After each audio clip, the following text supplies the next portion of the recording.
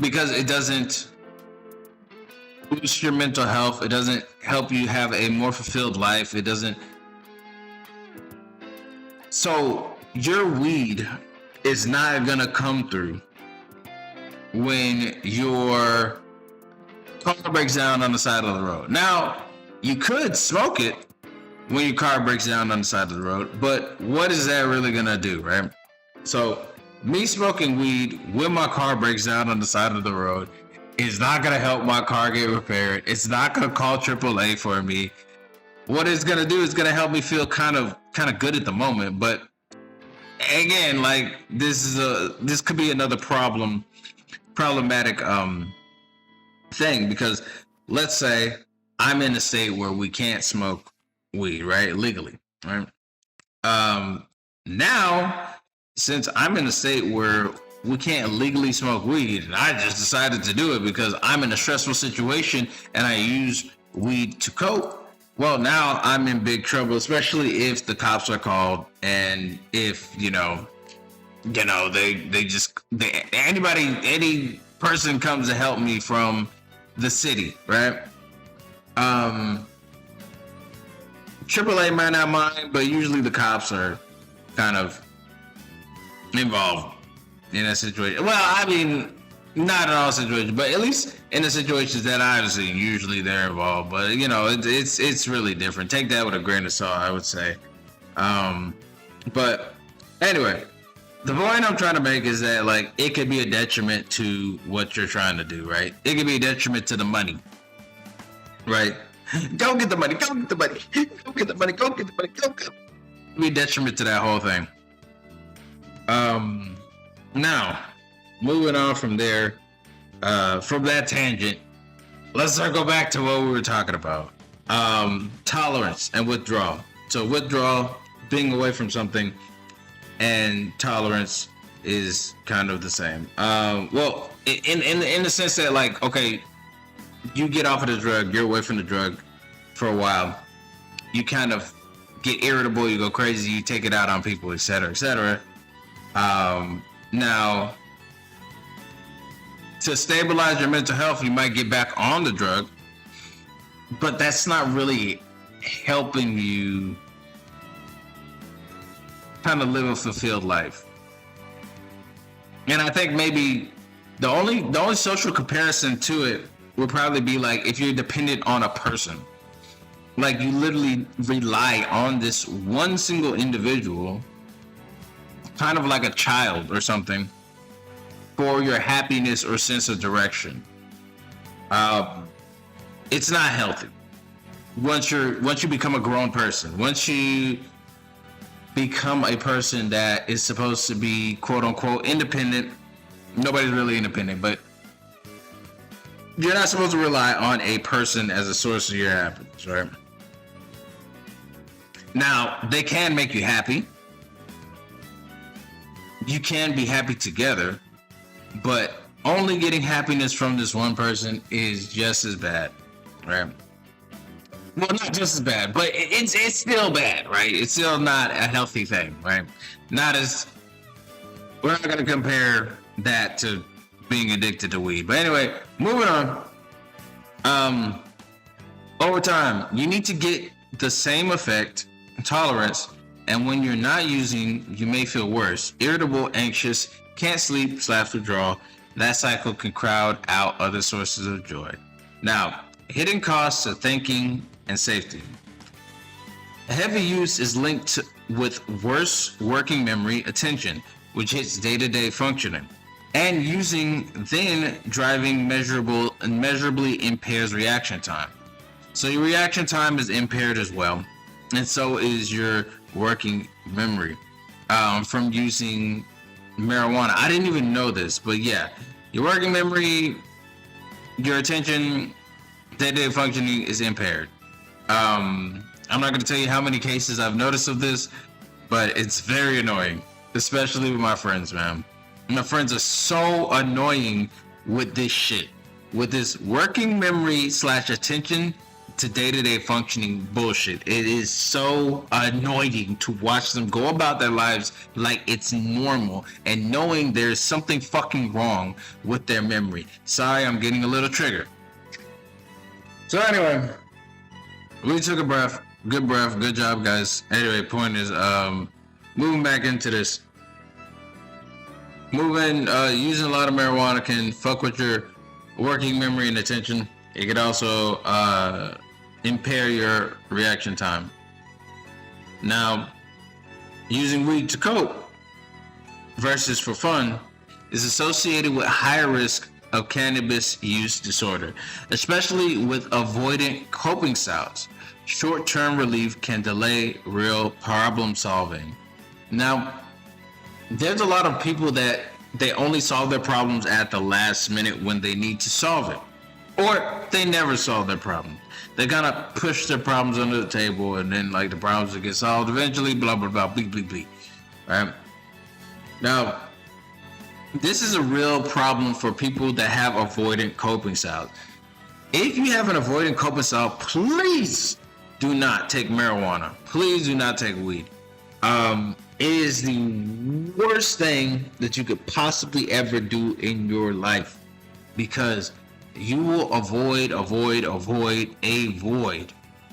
Now, if you're rich, if you're a billionaire, maybe that's fine. Maybe you're okay. Your life is, you can have a sense of, no, you can't. Never mind, because the tolerance usually kicks in, and then you're back to square one, right?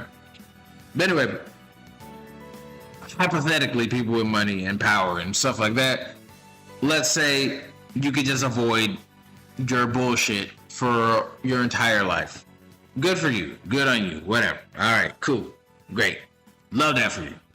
Anyway, for the vast majority of other people, like me and you, it's not good. We can't just go around life avoiding all of our problems. Life doesn't work like that. Now, moving down. If it does help Mr. Blue get through the day, why is that bad? It can feel helpful. The key question is whether it's relief versus repair. If relief starts replacing sleep, therapy, exercise, skill building, medical care, and long-term problems usually grow. The long-term problems usually grow. There's also dose/THC potency and frequency. Higher and more frequent uses tends to drive more risk. So you have more risky behavior, which makes a lot of sense from people that I see gambling. People I see gambling not only at gas stations, but people that I see that have heavily used in marijuana and drugs. They usually do engage in more risky behavior, and whether that has a good or bad result is up to them to tell. Well, up to me to tell you about, which I'm not. I'm never gonna just release information about people unless I personally know you, right? Then I'll release it. Not on the internet though, But anyway, I've noticed this. So risky behavior. Okay, cool. So if someone does choose to use these lower risk habits, reduce harm, there's not zero risk. So the points that they point out is a delay, heavy, frequent use. Wait. If you want to use it to cope with things, here's kind of the guide here. Let me see if I can post this in chat here.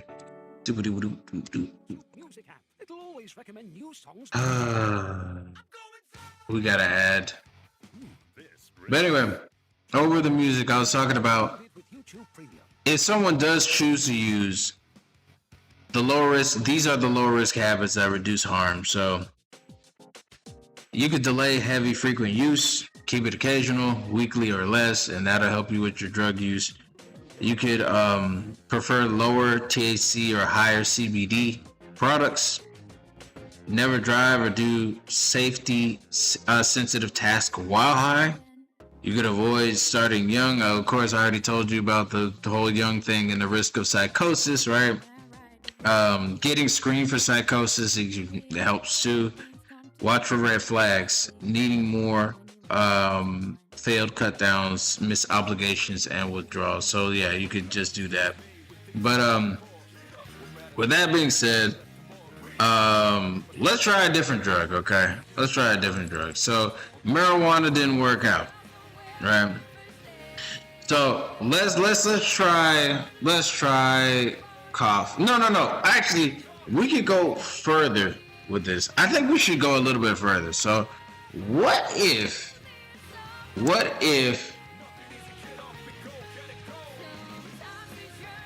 how cocaine was accepted back in the day? Mr. Blue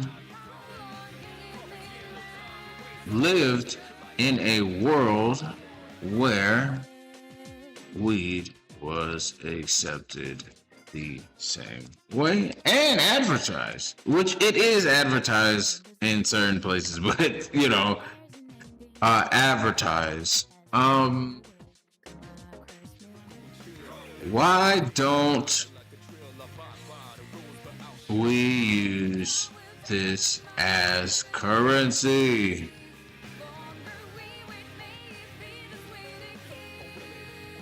If it does make everybody happy, is it because of the opioid crisis? We're asking the real questions here, but in the meantime, I'm gonna go ahead and pose the same question of the whole, the whole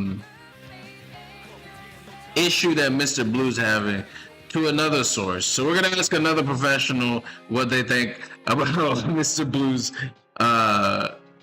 supposed drug problem. So let's see here. Let's see.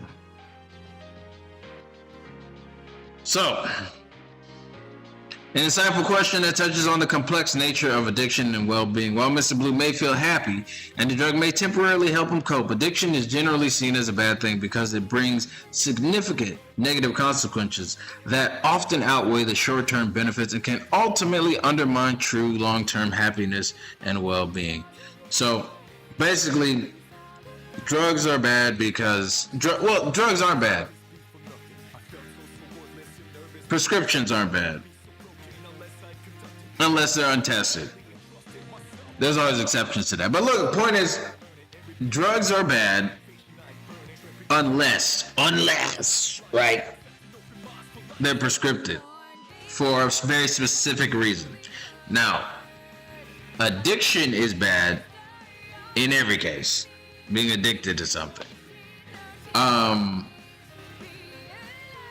it's because of the long-term negatives of being addicted to something, right? That's why addiction is bad. We're looking into the future. We're looking into the future where our tolerance builds up to a point where we literally are reliant on this thing, right? Bad thing, big O, right? Where we have withdrawals, right?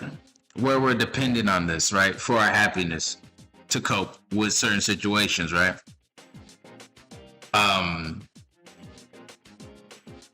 To the point where we turn into like a different person because of this substance, right? That's why addiction is bad. Now, moving on from there, more Persona music, of course. Loss of control and compulsion. So we're going to start on that. Why addiction is a bad thing, even if Mr. Blue is happy. Even if you're happy because of addiction. The problem with addiction is it isn't just about the immediate emotional state. It's about the loss of control and the long-term damage it can cause to various aspects of a person's life. So addiction, formerly known as substance use disorder, is defined by a compulsive problematic pattern of substance use that leads to distress or impairment. Loss of free will. So Mr. Blue is no longer freely choosing his happiness or coping mechanism. The addiction dictates his need for the drug. His happiness becomes contingent on the substance and the prioritization as well. The drug use typically takes precedence over other life activities, responsibilities, and relationships, which can lead to social, academic, and professional decline, which is pretty bad, especially when we're in a capitalistic society. In America, anyway. I don't know what country you're watching me from, but in America, we're fully capitalist. Working hard is everything. And even then, you don't really make it through. A lot of people, I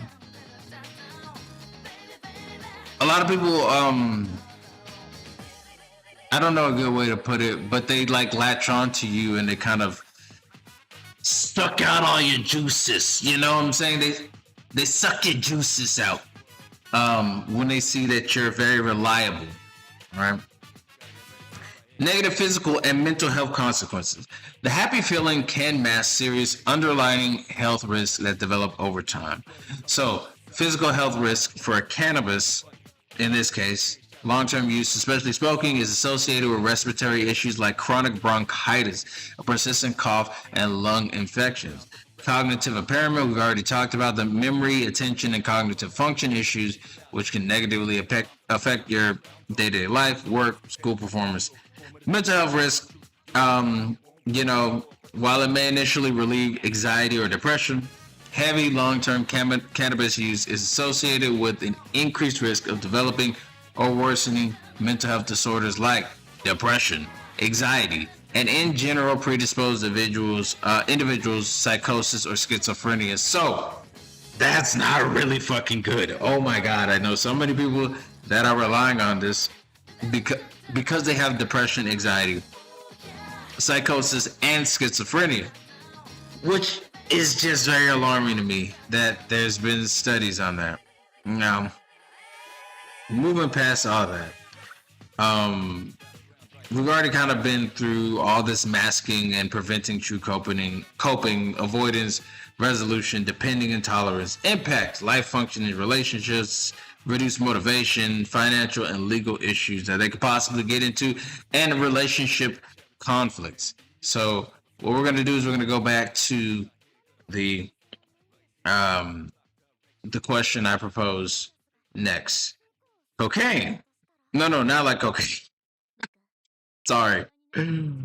Weed being kind of like it, right? Where it's just, you can just put it in products in places where